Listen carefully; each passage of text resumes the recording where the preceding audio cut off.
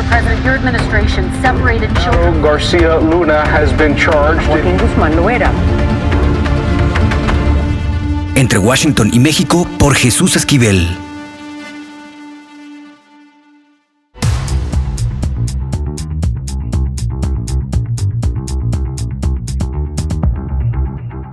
¿Qué óboles? Bienvenidos a Entre Washington y México. En esta ocasión tenemos a Patricia Armendáriz Guerra. Ella es diputada federal por el Partido de Morena y empresaria. Con ella queremos hablar del tema de la reforma energética en el país. Diputada, muchas gracias por aceptar la entrevista de Entre Washington y México.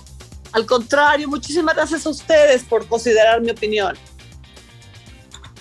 ¿Cómo es este debate que, digamos, al ciudadano de a pie no le queda muy claro respecto a lo que se quiere hacer con la reforma energética en el gobierno del presidente Andrés Manuel López Obrador? De una manera más digerible para que la gente común y corriente lo podamos entender. Con muchísimo gusto. Mira, lo que pasa es que la tendencia de la industria eléctrica de carácter privado no le da al Estado la oportunidad o la posibilidad de asegurar precios accesibles de servicios tan básicos como es la energía eléctrica. Ya lo tuvimos en Texas con la helada que hubo, donde el gas natural se fue por los cielos y todos los usuarios tuvieron que pagar en sus recibos de luz el precio de ese costo, pues porque las compañías privadas, que son las principales proveedoras de energía eléctrica en esa región del país, del mundo, tuvieron que cargarlas, o sea, con sus respectivas utilidades. El contexto de ahorita, el contexto del nuevo modelo económico que está tratando de implementar el presidente es básicamente un contexto donde hay una economía del bienestar, a donde los servicios básicos deben de no costarle al consumidor final. Estamos trabajando muy duro en salud.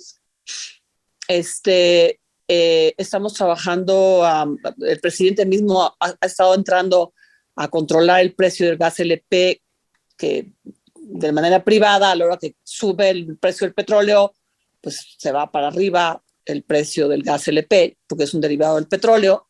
Y lo mismo energía eléctrica. En el caso que nos ocupa, en el ejemplo que te decía, entró inmediatamente Pemex. Todos los proveedores privados de la energía eléctrica en México se salieron porque tenían que entregar contratos, cumplir con contratos a precios específicos. Entonces dijeron, prefiero no cumplir, pasar esta oferta, este despacho, porque no me salen las cuentas. Se salieron inmediatamente y dejaron al Estado prácticamente solo para suplementar la energía eléctrica que ellos ya no podían hacerlo con el consumo de gas natural que tenían que hacer y que se había ido por los cielos. Entonces, el Estado entró con todo su might, como dijéramos en Washington, y logró que los precios no subieran para nada, que el consumidor final no lo sintiera en su bolsillo, y hubo nada más 2 apagones. Entonces, esa es la nueva concepción. Si nosotros dejáramos continuar la tendencia de la privatización de la energía eléctrica en México, de la producción de energía eléctrica en México, pues tendríamos que seguir ejemplos o dejar a las fuerzas de mercado la fijación de precios, como en España, por ejemplo, que se fueron a las nubes, o como en el caso de Texas, que te digo que se fueron a las nubes temporalmente. Y el Estado entonces dice, bueno, aquí, señores, yo tengo que asegurarme que cuando menos para el consumidor de a pie no le afecta sus bolsillos y estabilizar los precios, como lo hizo con la gasolina. Sí, digamos que hay una lucha del sector privado que no quiere soltar ese botín al que estaban acostumbrados. Pues no es un botín realmente. Digamos que el productor privado siempre va a buscar maximizar sus utilidades. Para eso es una empresa. Claro. Entonces, pues hay muchos mercados donde puedan hacerlo, que no son de productores de básicos, pero productores de básicos, el presidente dice, aquí yo como Estado tengo que, más bien el Estado debe de asegurar que estos precios no suben nunca, o cuando menos no suben más allá de la inflación, se estabilizan. Es una política de estabilización de precios de un básico como es la energía eléctrica. Ahora, ha habido un tema muy recurrente en estos diálogos y en lo que está trabajando el presidente con el Congreso Federal, de lo cual usted está muy consciente, que es el conflicto con Estados Unidos.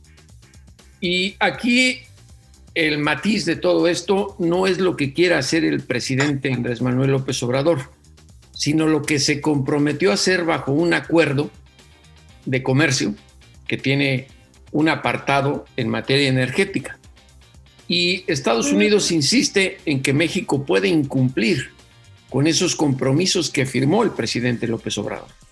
Mira, mi entendimiento es que hay una acción de lobbying de la derecha del Senado estadounidense infundada en el sentido del reclamo de incumplimiento.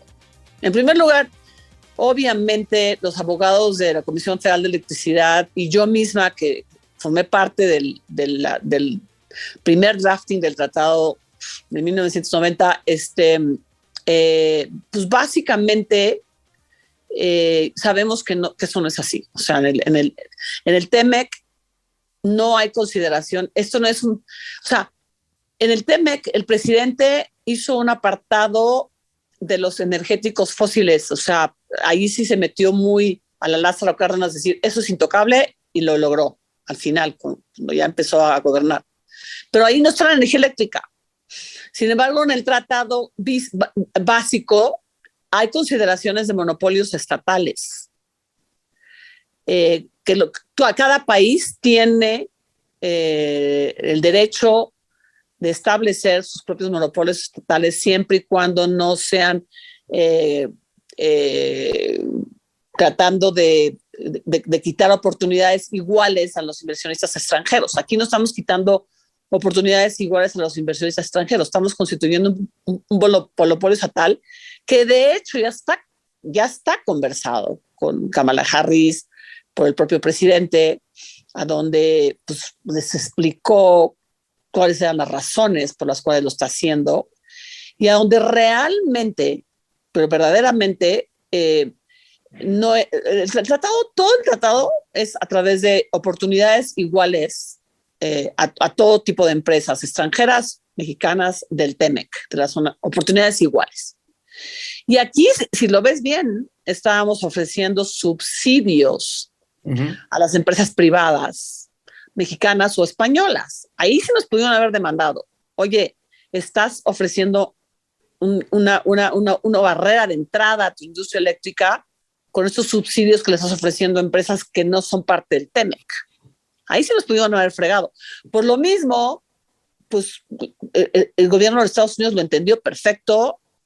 El gobierno de Estados Unidos, México cuenta con la anuencia del gobierno de Estados Unidos, más allá de pues, los usos de los lobbyings y de las posiciones de los partidos. Pero hay algo muy importante aquí, diputada. Dime. Y lo ha dicho la propia representante comercial de la Casa Blanca, y usted lo tocó muy por encima, el tema del monopolio estatal. Yo entiendo que este acuerdo comercial sí tiene un apartado de resolución de disputa al respecto. Y aquí lo ha dicho el mismo gobierno demócrata de Joe Biden a través de su representante comercial. Y es ahí donde han dicho y han visto la perspectiva de que esto pueda representar un incumplimiento por parte del gobierno de México. Por eso es que se lo preguntaba, no en general como el tema energético.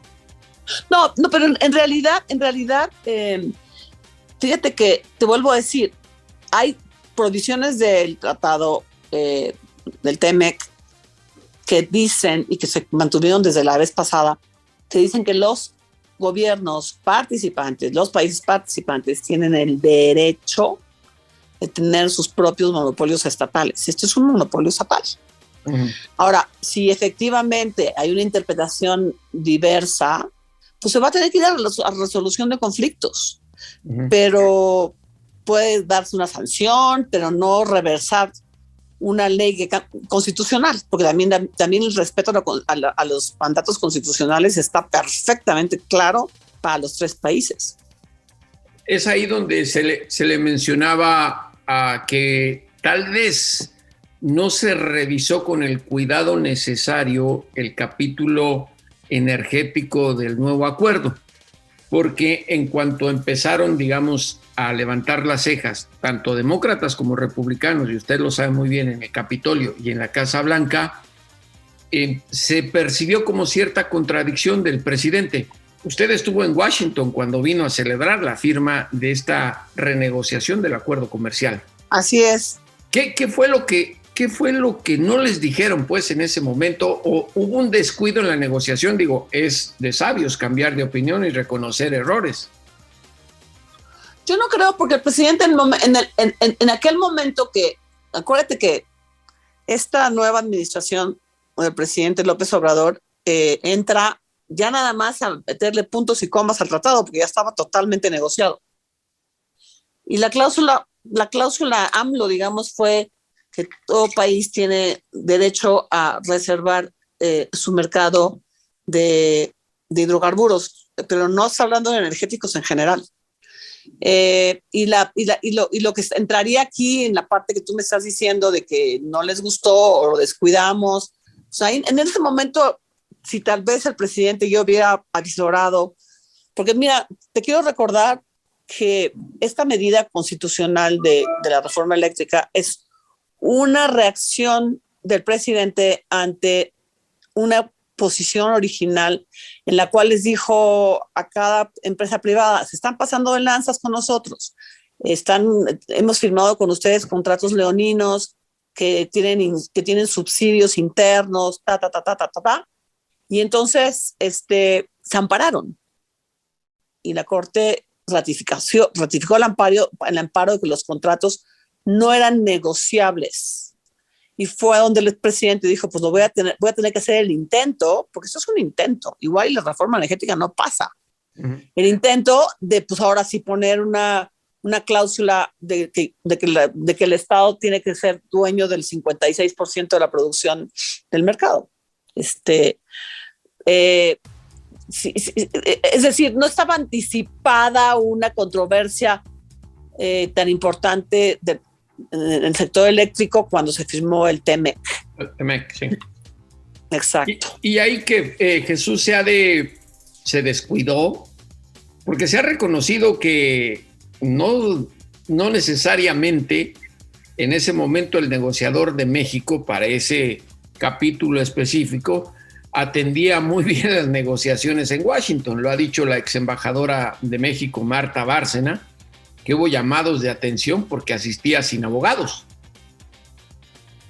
Sí, pero te vuelvo a decir, yo no creo que se hubiera anticipado. O sea, la reforma eléctrica se trató de respetar. O sea, la reforma eléctrica de Peña Nieto se trató de respetar. Es decir, lo que quiso el presidente original no se veía como algo que íbamos a tener que cambiar. Uh-huh. En ese momento. Jesús es un extraordinario negociador y técnico. Yo no creo que haya sido un descuido de Jesús. Te vuelvo a insistir, no se anticipaba una medida tan drástica como cambiar la Constitución para poder para que el Estado pueda tener un efecto sobre la estabilidad de precios de la energía eléctrica. Ahora, insisto con los ciudadanos de a pie, porque muchas veces el oír la discusión política o legislativa es complicada para una persona común y corriente entender en qué le beneficia. ¿Ya tienen ustedes en el Congreso, digamos, alguna especie de borrador de, por lo menos, en qué porcentaje le beneficiaría de sus ingresos anuales a un mexicano con el salario mínimo este ajuste? En realidad no es un ajuste en beneficiar, porque yo no creo que pueda uno garantizar que van a bajar los precios. Pero por lo menos controlarlos. Controlarlos, pues digo, la otra parte o sea, yo creo que existen zonas económicas poblacionales subsidiadas en su área de energía eléctrica, pero ahora que hemos estado promoviendo la reforma eléctrica, en las zonas campesinas, obreras, etcétera, están fascinados con la idea, porque sienten que ahorita, como está su recibo de luz, es demasiado alto. Sí. Que se cuelgan de diablitos para no pagarlo. La pobreza absoluta en México existe. Sí, que esa era una realidad que no se veía en sexenios anteriores. Digo, yo en alguna ocasión, mis padres que ya son mayores, me hablaban y me decían, pues si no tenemos ni internet ni computadora y mira el recibo que nos llegó tan caro. Exactamente. Pero la idea es que cuando menos no suba más. Pues. Por eso le preguntaba, porque ahorita no podemos negar que la burbuja inflacionaria en México se elevó notablemente. Pero igual que en Estados Unidos, ¿estás de acuerdo? Sí, claro, y que habrá un impacto todavía mayor por la cuestión del conflicto entre Rusia y Ucrania, y mientras se ajusten los mercados internacionales de crudo y de gas, habrá efectos. Pero nosotros en México, ¿cómo estamos viendo la posición que asume, que a veces parece irracional, de la oposición? Me refiero al PRIAN, a este proyecto de ley. ¿Hay ajustes? ¿Cómo es la discusión en el Congreso? Que eso es lo que no entendemos muchos mexicanos, diputados. No hemos entrado a discutir la reforma eléctrica. Hicimos mesas de debate muy importantes, parlamentos abiertos muy importantes, y los grandes empresarios involucrados, como los representantes de Iberdrola y de las compañías que van a ser afectadas, no asistieron. Nos trataron con desdén. O sea, en realidad. Pero por eso le decía, aunque todavía no está una discusión formal en el Congreso, sí hay conversaciones entre ustedes con los diferentes partidos. No, cuando menos yo no. Yo creo que puede ser que en las cúpulas políticas estén haciendo alguna negociación, pero no. Están muy cerrados. Yo entre compañeros diputados del PRI, del PAN, del PRD, que me acerco con ellos, están muy cerrados con los principios básicos de economía de mercado. Dice, esto va en contra de una economía de mercado y de ahí no me vas a sacar. Están muy cerrados. Yo he tratado ¿Están siendo manipulados por el sector privado que quedaría de lado? Pues son más representantes del sector privado, digamos. No creo que sean manipulados, pero pues seguramente sí hay, por ejemplo, en el CCE hay una conversación paralela sobre críticas a la reforma eléctrica, y la verdad es que sí yo veo falta de información. En Morena nos hemos metido a estudiar a fondo, porque es un tema complejo, como dices tú, la gente de a pie no lo está entendiendo muy bien, y yo estoy totalmente, como economista, como teórica, como práctica, como morenista, estoy totalmente de acuerdo con la solución que le dio el presidente a todo esto. Y también estoy totalmente de acuerdo de que había una sobreexplotación de los ingresos estatales y del erario público en los contratos, principalmente radicada en subsidios a las energías limpias, muy fuertes, atarle a las manos a la CFE para que produjera incluso sus propios contratos, ponerla fuera de combate en los despachos a mercado, diciendo que la energía eléctrica no es energía limpia, o sea, así textual, cuando es la más limpia, la más barata de todas. La energía hidroeléctrica. Uh-huh. Entonces sí ves que hay una especie como de asalto al sector público a favor del sector privado. En todos los contratos que yo he revisado, son verdaderamente, dices, ¿cómo pudimos haber firmado esto anteriormente si estábamos protegiendo el patrimonio del Estado? Ahora, usted mencionó algo al inicio de la conversación, que había, en el mundo de las probabilidades, de que incluso no se aprobara. ¿Tienen la mayoría para lograr que salga adelante este proyecto? No la tenemos asegurada de ninguna manera. La única manera en que yo creo que vamos a lograr un poquito de apertura, y tal vez del PRI, porque el PAN, te digo, la verdad es que han estado muy opuestos a todo. Al contrario, su política no ha sido propositiva, sino agresiva de insultos y de señalamientos.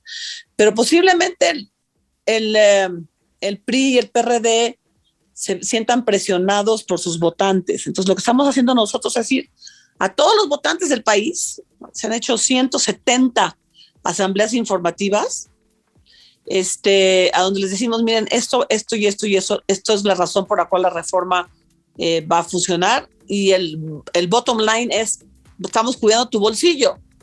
Entonces, por favor, presiona a tu partido para que nos apoye, porque es más popular esto.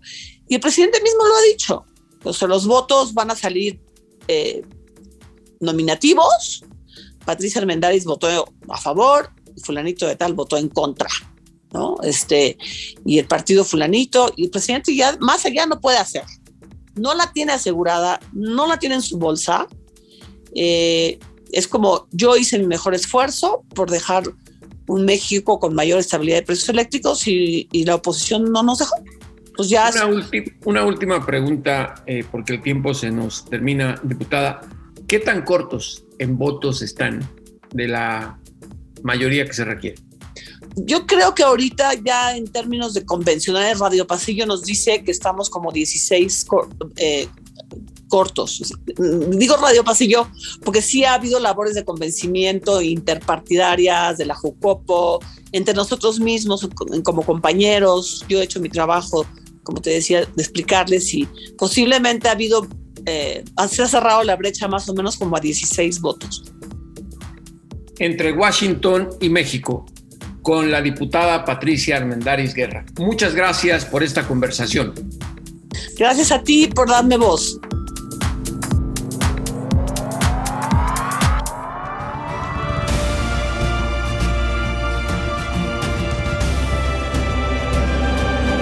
Entre Washington y México. Volvemos. Lo importante es leer. Con Fernanda Álvarez. Si no han leído esta semana, Fer se encuentra aquí para recordarnos que lo más importante es leer. Cada semana en Entre Washington y México, esta gran mujer que nos presta Penguin Random House nos hace ese recordatorio. Mi querida Fer, ¿qué nos tienes? Hola, querido Jesús, pues hoy les traigo libros súper distintos entre sí. El primero de ellos es una novela muy encantadora de Markus Zusak. No sé si recordarán a este autor, pero él fue el que escribió La ladrona de libros, que posteriormente fue llevado al cine, y que es una película muy entrañable también, y un libro espectacular. Y esta otra novela se titula El puente de Clay, y Markus Zusak tiene como esa habilidad de escribir de una manera entrañable, en la cual uno va recorriendo los personajes de una manera muy sutil, y hace cuenta que el puente de Clay es un puente hecho de barro. Entonces, en este caso, creo que esos personajes tienen que ver también con esa hechura de barro. Es como de la posición más católica posible en ese sentido, ¿no? De crear de la nada una figura de barro. Y son varios hermanos. Es Matthew, que es mucho más cínico y poeta; Rory, que nunca va a la escuela; Henry, que le encanta el dinero; está Tommy, que tiene animales tan extraños como Aquiles, que es un mulo que entra a la casa cada rato; y finalmente Clay, que es el más chico de la casa, que es quien guarda un secreto que finalmente va a llevar a la ruptura de la familia y a la vez a la reconstrucción, y hacer este puente de regreso a la familia. Y todo tiene que ver con la figura del padre, que en algún momento se fue y sin embargo regresa a casa. Entonces es una novela muy entrañable que te conmueve, ¿no? Que te permite moldear con barro cada uno de los personajes que vas leyendo. ¿Y la segunda? La segunda, pues es un ensayo, pero yo creo que es muy pertinente y que todos debemos tener en casa, que es Las mujeres que luchan se encuentran, de Catalina Ruiz Navarro. Ella es una activista feminista muy presente en las fechas del Día de la Mujer.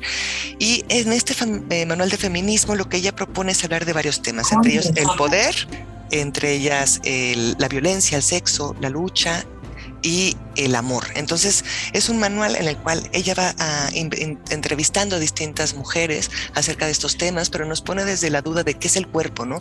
Desde dónde hablamos cuando hablamos del cuerpo, qué es el amor, a qué nos referimos con lucha, con activismo, qué es realmente el sexo, dónde son las posturas de poder. Entonces es un manual que hay que tener en la mesa para estarlo revisando a cada rato, ya sea con los hijos, con los padres, con los hermanos, pero que merece la pena también que se ponga en discusión todos los días, ¿no? Fernanda Álvarez, como cada semana, en Entre Washington y México. Fer, muchas gracias. Muchas gracias a ti, Jesús. Un gustazo.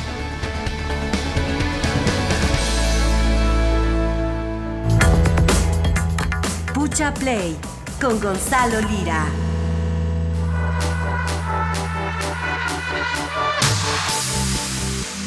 Y aunque les duela el dedo, Pucha Play es muy importante.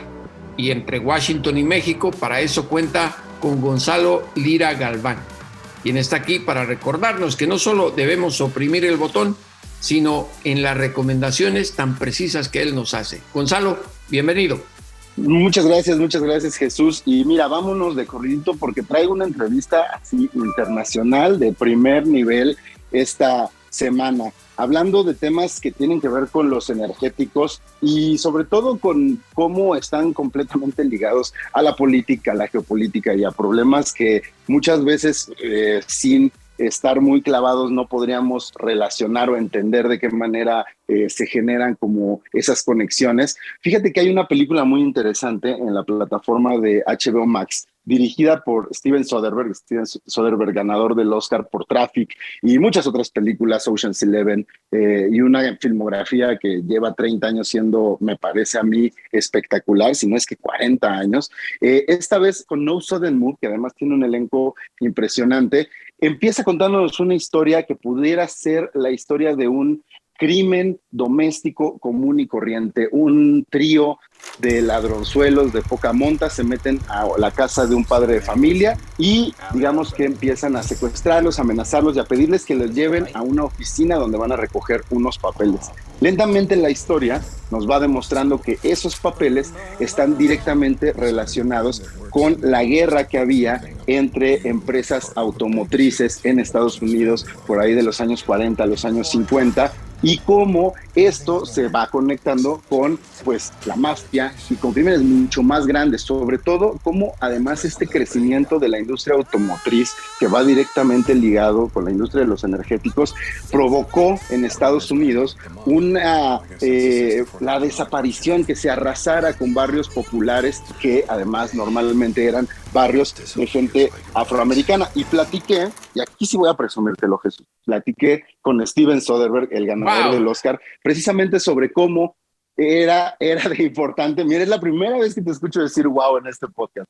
Lo importante que era, pues, tocar el tema de una manera que el espectador no sintiera que se le daba cátedra, sino involucrarlo en una historia de crimen y cómo esa historia de crimen eventualmente se convierte en esta crítica al crecimiento de la industria automotriz y cómo arrasa los energéticos en la sociedad. ¿Te parece que escuchemos a Steven Soderbergh? Va a ser un placer, claro que sí.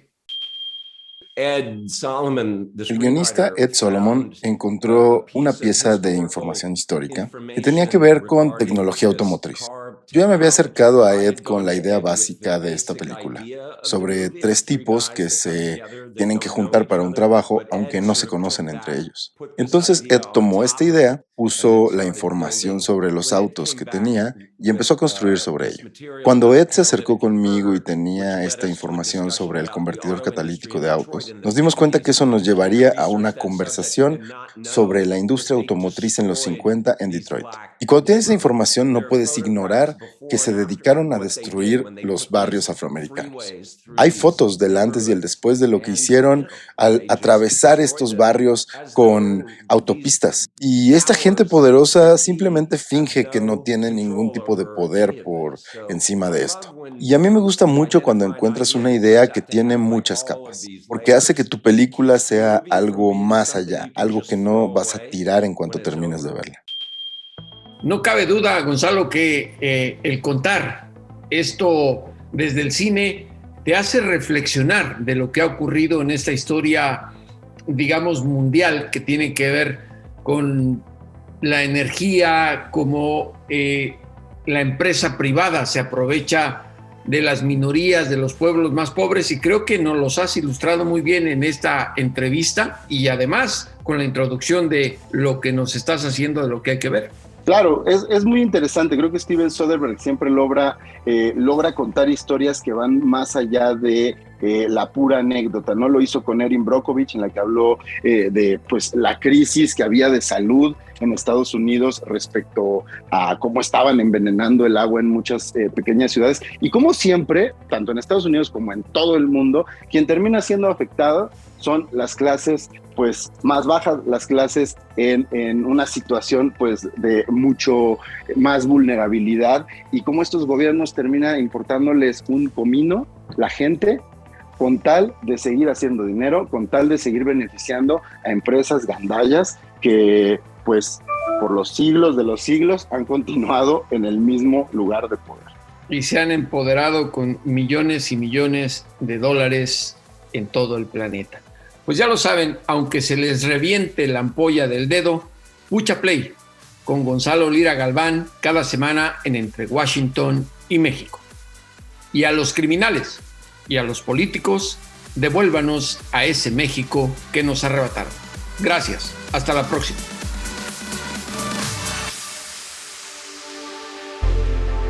Esto fue Entre Washington y México. Una revisión semanal por la agenda bilateral y sus protagonistas.